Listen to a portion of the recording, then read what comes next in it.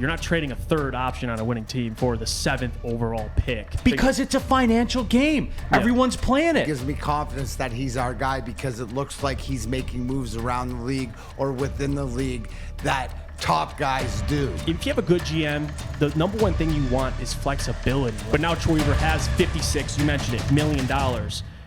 That's a lot of money. Zachary Connolly says Detroit needs to lock down Troy Weaver and Brad Holmes for 15 years.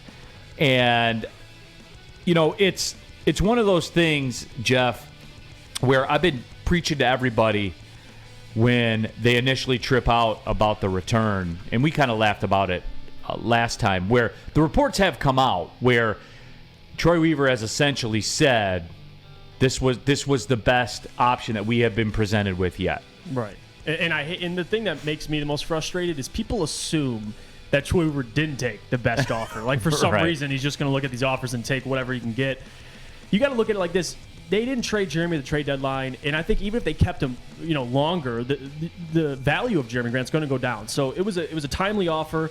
I like the offer. I get why people would be upset because everyone in their right mind assumed that we were getting 7. But sorry to break it to you. Like, we're Pistons fans. We overvalue our players. Spencer kind of talked about this yesterday. Me and him were talking about it. And it makes sense. Like, everyone's all frustrated. But you have to look at the bigger picture. Like, this is flexibility. I talked about this. That's the one word I would use.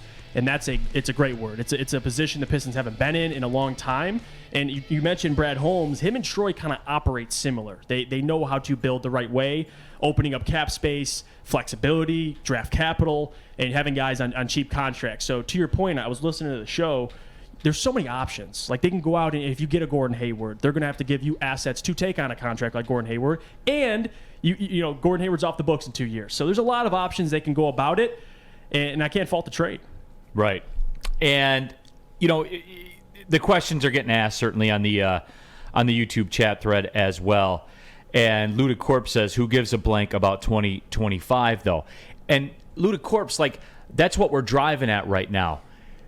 With the trade exception and the flexibility that it offers, that's what the market dictates that you get back as a return. And that's what it is. And there is going to be some long game aspect to this. And it's not about a first round pick in 2025, because Jeff talked about the options where you take the corpse of Gordon Hayward and his contract and everything like that, and you can do that. My Knicks thing is in play, where you have them load up the trash bag and you take their number 11 pick in the draft. And all those guys are off the books after next year, like Nerlens Noel, I think Derrick Rose, that kind of stuff. Right. That's an option.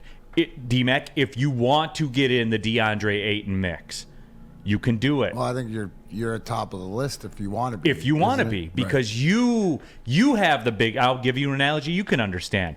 You're dictating the game because you have the big stack. You have the ability to write the contract. Here's my question, Juice. What did this say to the rest of the league? What is the rest of the league, the other teams, or everybody when this trade goes down yesterday? Not only just what are they looking at Troy Weaver and the Detroit Pistons? Is it something that they realize more to Neil's point? Hey, they're positioning themselves. They're getting ready. This is a team in the up and coming. Do you think that they're looked at that way by the rest of the league? I think, honestly, what I noticed from what they got for Jerami, a part of me tells me that even the league understands what Jerami Grant's worth. Like, really. Like, he had breakout seasons in Detroit, and he's a great player. But on a winning team, he's your third option. And that's kind of the reality of it. I know everyone wants to trade him for the 7th pick, but you're not trading a third option on a winning team for the 7th overall pick. So I think what it told the rest of the league is one, there's a plan, and Troy Weaver understands that. It's longevity, it's building for the future, getting more assets and flexibility. But if you look at it, the thing that I thought was just funny, and I don't know if, the truth behind this, but you're hearing the rumors of Portland at 7, shopping that 7th pick for OG and Anunoby for the Raptors. And I could make an argument. I think Jeremy's a little better than OG and Anunoby, but again, I thought still it was the best offer. So it would. Initially, other teams are probably looking at it like, yeah, that sounds about right. What they got for Jerami Grant makes sense. I know Pistons fans overreact because we feel like he's worth way more than that. But among the league, like Jerami Grant, he put up numbers on Detroit, but what did that do for the team? You get what I'm saying? Like, on a winning team, Jerami Grant has value, but he's not getting 20 points on a good team. That's the line to draw right there. So and the other thing too, like when you look at, the OG Anunoby trade, that whole thing, he still got 3 years of control at under $20 million. Bingo. So he is more valuable. Yeah. Because it's a financial game. Yeah. Everyone's playing it. Troy Weaver's playing it right now.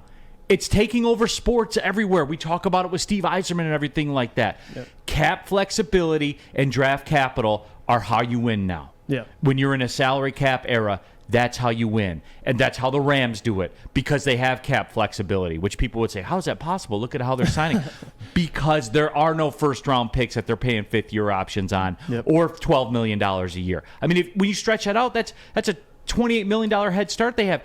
D-Mac, this is how it works now, everybody. It's not just the draft and sign a free agent, and the next year the draft and sign a free agent. That's not the way it goes. It's a numbers game. The intricacies, you guys were just talking, I go, this sounds like NFTs or the metaverse or NIL or all this different stuff. But what it really tells you, and in all the different leagues with the cap, is trying to figure out the way around it, right?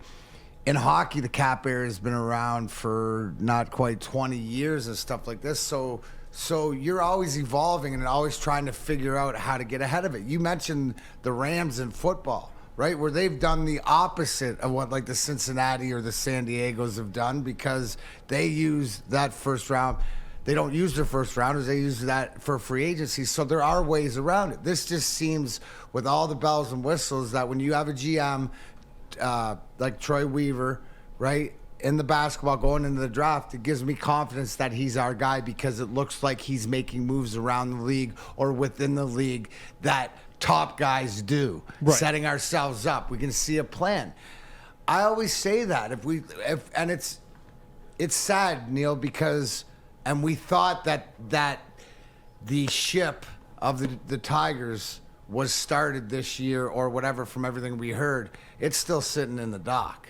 Right? Everybody else is out there, though. The Holmes boat, the Weaver boat, the Yzerman boat, they're all out on the waters at different spots. So I think it's just having guy that you can trust. Yeah. And the fact that you mentioned it. Like, let's take the personal feelings out of it, but what is Jerami Grant as a player? And when you got back what you got back because of what it allowed you to open up. Yeah. I read in the chat, and I'm going to take it, but $55 million to be able to use towards your cap, like the money you don't have to spend on Grant and all this stuff, it gives you options to set it up. So my question to you, right?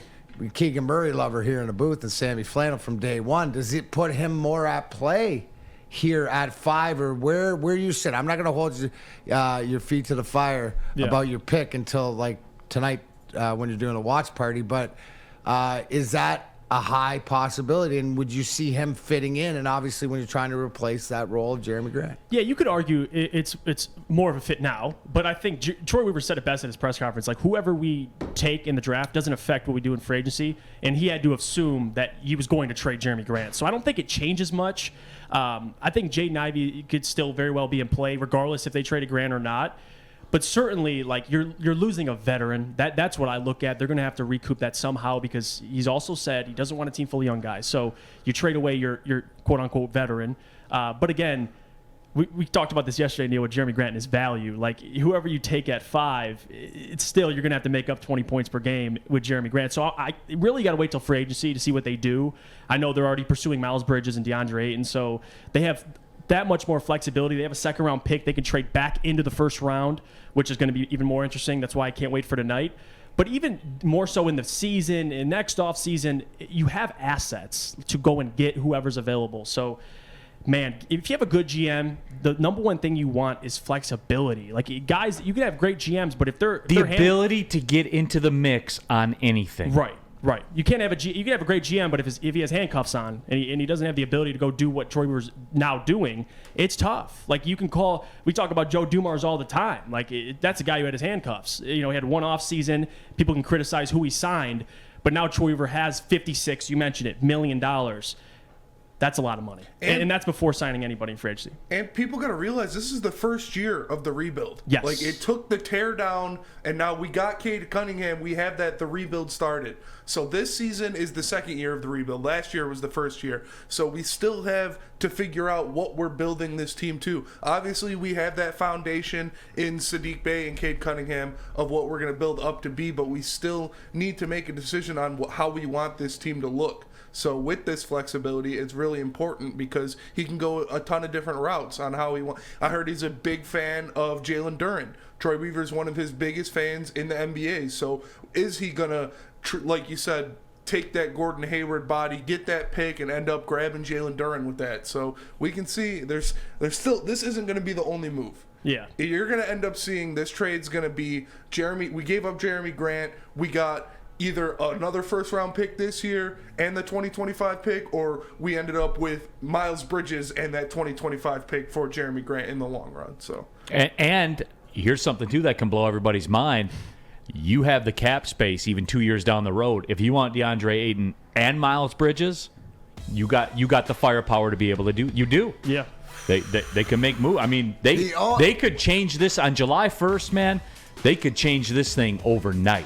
Yeah. Not NBA title overnight, but you know what I'm saying. Yeah, like change the fortunes of the franchise.